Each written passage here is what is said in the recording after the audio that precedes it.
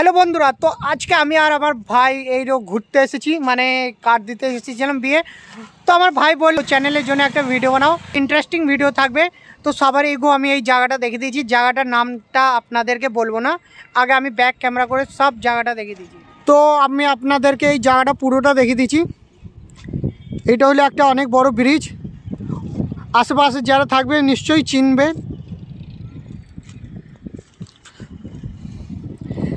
তো বন্ধুরা, আমি আর দাদা এসেছি। তো বললোই দাদার বিয়ের কার্ড দিতে এসেছিলাম।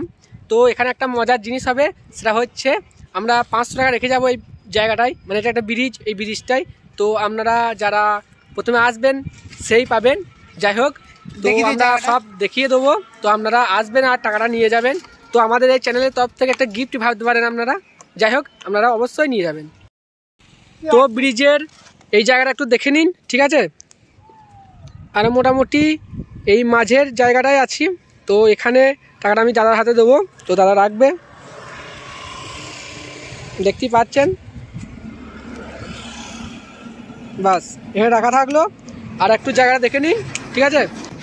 অবশ্যই আপনারা কমেন্ট করবেন যে টাকাটা নিয়ে যাবেন। তো আমরা এরকম নতুন নতুন ভিডিও এই চ্যানেলে আনবো।